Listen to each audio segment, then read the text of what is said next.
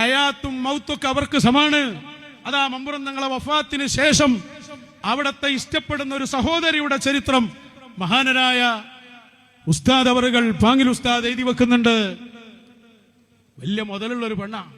ആ പെണ്ണ് അവളുടെ വീട്ടിലേക്ക് പോയ ഭർത്താവിന്റെ വീട്ടിൽ നിന്ന് പോകുമ്പോ അവരെ വീട്ടിൽ ജോലി ചെയ്യുന്ന ഒരു ജോലിക്കാരനെയും കൂടെ കൂട്ടി. എപ്പോഴും ജോലിക്കായിട്ട് കൂടെ ഉണ്ടാകുന്ന ആളാ. പക്ഷേ കുറച്ചങ്ങ് പോയപ്പോ ഇരുട്ടായി, കാട് മൂടിയൊരു സ്ഥലത്തെത്തിയപ്പോ ഈ കൂടെയുള്ള ജോലിക്കാരന്റെ സ്വഭാവം മാറി.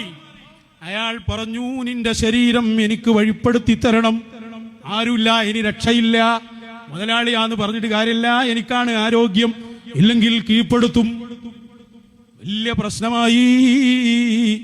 വിളിച്ചു ഖുതുബുസ്സമാൻ. വിളിച്ചാൽ വിളി കേൾക്കുമെന്ന് തെളിയിക്കുകയാണ്. ഇവനിങ്ങനെ അവരെ പിടിക്കാൻ വേണ്ടി കൈനീട്ടുമ്പോൾ വലിയൊരു സർപ്പം അങ്ങ് ചാടിയിട്ട് അവനെ കൊത്തുകയാണ്. ബോധം കെട്ടങ്ങ് വീണുപോയി അയാൾ.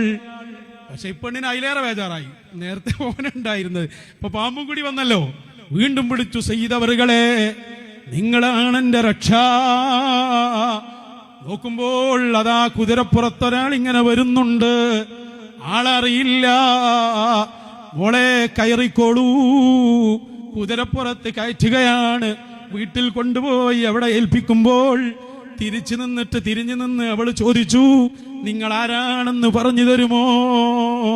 മറുപടി, ആരെയാണോ നീ വിളിച്ചത്, വിളിച്ച ആള് തന്നെയാണ് ഖുതുബുസ്സമാൻ മൗലദ്ദവീല സയ്യിദ് അലവിൽ മമ്പുറമി.